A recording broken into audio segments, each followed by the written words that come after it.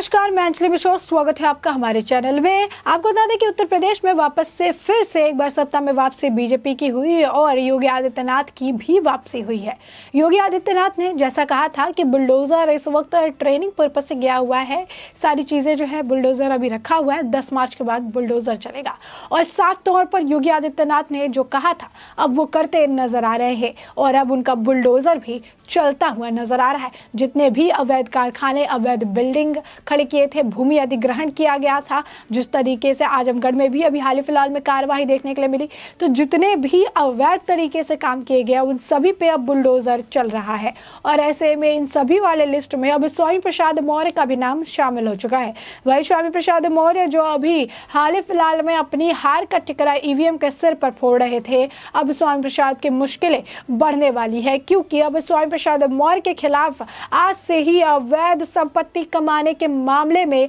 जांच शुरू हो चुकी है। तो साफ तौर पर आने वाले वक्त में इसमें बहुत कुछ जो है अपडेट आने वाली है, क्योंकि स्वामी प्रसाद मौर्य अब जो है समाजवादी पार्टी का हिस्सा हो चुके हैं और समाजवादी पार्टी ने हमेशा से जो है गुंडों और माफियाओं को संरक्षण प्रदान किया है। इस दौरान जो है समाजवादी पार्टी के कई सारे जो नेता है उन्होंने गलत तरीके से भूमि अधिग्रहण करके कई सारे जो फैक्ट्रीज है, कारखाने हैं, उन सभी को खड़ा किया था। अब उन सभी को खड़ा किया था और योगी आदित्यनाथ ने कहा था कि अगर सत्ता में वापसी होगी तो बुलडोजर चलेगा, और ये बात वो चितार्थ करते नजर आ रहे हैं, इस बात को वो सच करते नजर आ रहे हैं और उनका बुलडोजर अब चलता हुआ नजर आ रहा है। जितने भी अवैध तरीके से भूमि अधिग्रहण करके जितने भी बिल्डिंग्स, फैक्ट्रीज, कारखाने जो भी खड़े किए गए हैं, अब उस पर बुलडोजर चल रहा है। अब ऐसे में आपको बता दें कि हाल ही फिलहाल में हमने आपको खबर बताई थी कि आजमगढ़ में किस तरीके से जो वहाँ पर ठेले लगाने वाले हैं, रेडी वाले हैं, उन्होंने पूरे रास्ते को कवर कर लिया है, जिसके बाद वहाँ के प्रशासन ने बड़ी कार्रवाई की।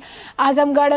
जो है सपा का गढ़ माना जाता है, वहाँ पर जो है कार्रवाई देखने के लिए मिली। 24 घंटे का अल्टीमेटम दिया गया कि अगर 24 घंटे में वहाँ से सारी चीज़ें नहीं हटाई जाती है तो फिर वहाँ पर पुलिस अपने बल का इस्तेमाल करते हुए चीज़ों को हटा देगी, और जो लोग नहीं 24 घंटे के अंदर हटे उनसे जो है जुर्माना भी वसूला जाएगा। तो साफ तौर पर जब से योगी आदित्यनाथ जो है सरकार की वापसी हुई है, बीजेपी की वापसी हुई है, तब से लगातार जो है एक के बाद एक बड़ी कार्रवाई देखने के लिए मिल रही है। सबसे पहले नई सरकार के गठन की तैयारी हो रही है, तो वहीं दूसरी तरफ हारे जितने विधायक थे उनसे उनके सरकारी आवास को ले लिया गया है, जिसमें स्वामी प्रसाद मौर्य का नाम भी शामिल था। बता दें कि स्वामी प्रसाद मौर्य बतौर मंत्री लखनऊ के कालिदास मार्ग स्थित मंत्रियों के सरकारी आवास में रहते थे। इसी मार्ग पर मुख्यमंत्री आवास में भी था और यहीं पर स्वामी प्रसाद मौर्य लंबे समय तक मंत्री रहे। जाहिर है कि सरकार बनेगी, जाहिर है सरकारी बंगले में उन्होंने कई साल गुजारे हैं और सरकारी बंगला खाली उन्हें अब करना पड़ रहा है, क्योंकि अब उन्होंने पराजय का मुंह देख लिया। बता दें कि स्वामी प्रसाद मौर्य को जो है पराजय का मुंह देखना पड़ा और पराजय के बाद जो है अब उन्हें सरकारी आवास भी खाली कराना पड़ा। नई सरकार के गठन का साथ ही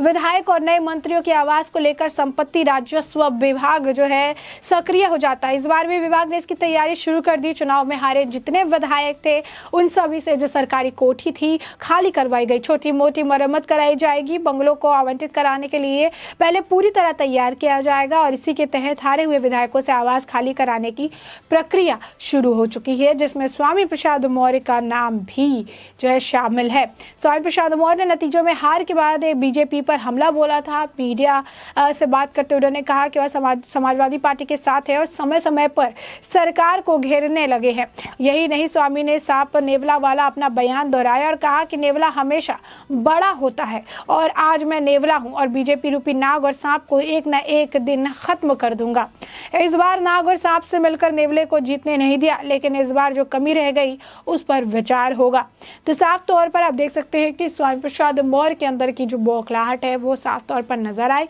और ऐसे में अब स्वामी प्रसाद मौर्य की मुश्किलें बढ़ती नजर आएगी। स्वामी प्रसाद मौर्य ने अब तक जितने भी बयानबाजी की, जितनी भी इन्होंने गलत बातें कही, जिस तरीके से नेवले सांप वाली बात कही, जिस तरीके से फाजिल नगर में जो कांड देखने के लिए मिला उसमें बीजेपी को लेकर कई सारी उन्होंने टिप्पणी की, कई बार जो आपत्तिजनक आपत्तिजनक बातें कही, अब उस सभी का हिसाब किताब होना चालू हो चुका है। सिर्फ स्वामी प्रसाद मौर्य नहीं, समाजवादी पार्टी के कई सारे लोगों ने बहुत बड़ी बड़ी बातें कही थी, कई बड़ी बड़ी चीज़ें कही थी। जो है मुख्तार अंसारी के बेटे हैं, उन्होंने भी, अब्बास अंसारी ने भी कहा था कि 6 महीने तक ट्रांसफ़र पोस्टिंग नहीं जो करने देंगे किसी भी पुलिस ऑफिसर का। आज तक उन्होंने जो भी किया है उनका हिसाब किताब होगा, उसके बाद ट्रांसफ़र पोस्टिंग होगी। अखिलेश जी से मैंने बात कर ली है, तो साफ तौर पर उनको पूरा श्योर था कि समाजवादी पार्टी जो है सत्ता में वापसी लौट करेगी। लेकिन समाजवादी पार्टी जो है वो सत्ता में वापस तो नहीं लौटी, लेकिन जितने लोगों ने इस तरीके की टिप्पणी की थी उन सभी को अब मुँह की खानी पड़ रही है, क्योंकि अब उनका कहीं जाना जो है बहाल हो चुका है। वो कहीं जा या भाग नहीं सकते हैं, इसी उत्तर प्रदेश में रहने वाले हैं और उनका अब चुन चुन के जो है हिसाब किताब किया जा रहा है। जिस तरीके से अवैध चीज़ें जो उन्होंने सब उठा के रखी है, बचा के रखी है, उन सभी अवैध चीज़ों पर अब बुलडोज़र चलने वाला है और शुरुआत हो चुकी है। स्वामी प्रसाद मौर्य का भी नाम आ चुका है और आज से, अभी से जो आपको बता दें कि अब स्वामी प्रसाद मौर्य जो कि बीजेपी छोड़ के समाजवादी पार्टी में ठीक पीक टाइम पर गए थे, जब चुनाव का शुरुआत हो गई थी, आगाज़ हो चुका था विधानसभा चुनाव का। अब स्वामी प्रसाद मौर्य की जो मुश्किलें हैं वो लगातार बढ़ रही है। अब स्वामी प्रसाद मौर्य के खिलाफ आज से अवैध संपत्ति कमाने के मामले में जांच शुरू हो चुका है और ये जांच लगातार जारी रहेगा। सिर्फ यही नहीं, आपको बता दें कि जिस तरीके से योगी आदित्यनाथ ने कहा था कि जितने लोग हैं उन सभी को जो है गर्मी उनकी ठंडी कर दी जाएगी और गर्मी के मौसम में भी उन्हें शिमला का एहसास होगा, तो साफ तौर पर अब ये मामला भी देखने के लिए मिल रहा है। अगर बात करें इस खबर की, तो जिस तरीके से ये न्यूज़ निकल कर सामने आई है, इस पर लोगों का जो कमेंट है वो भी देखने के लिए मिल रहा है। प्रमोद कुमार सिंह ने इसे लेकर, आपको बता दें कि प्रमोद कुमार सिंह ने इसे लेकर ट्वीट किया और कहा कि शिमला की ठंडी हवा का झोंका पहुंचा है,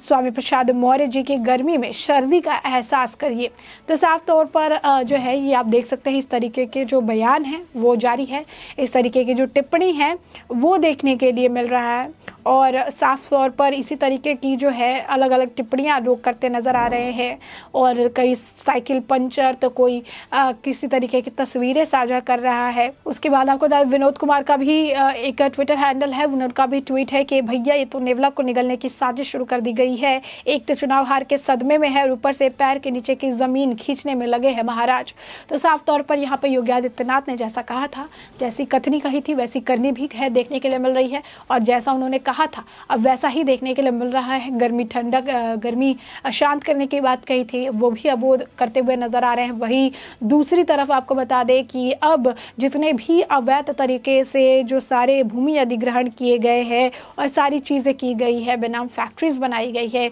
उन सभी के खिलाफ अब कार्रवाई देखने के लिए मिलेगी। शुरुआत हो चुकी है, जैसा कि योगी आदित्यनाथ ने कहा था कि सत्ता में वापसी करते ही सबसे पहला काम जो करेंगे 10 मार्च को रिजल्ट आएगा और 11 मार्च से बुलडोजर चलना जो है 11 मार्च से बुलडोजर चलना शुरू होगा, तो वो बात अब होती हुई नजर आ रही है और योगी आदित्यनाथ का बुलडोजर अब चलने लगा है और स्वामी प्रसाद मौर्य के खिलाफ आज से अवैध संपत्ति कमाने के मामले में जांच शुरू हो चुकी है। तो ऐसे में आपने अब पूरा मामला जाना कि पूरा मामला क्या है, उस पूरे मामले पर आपकी जो राय हो हमें कमेंट सेक्शन में कमेंट करके जरूर बताएं।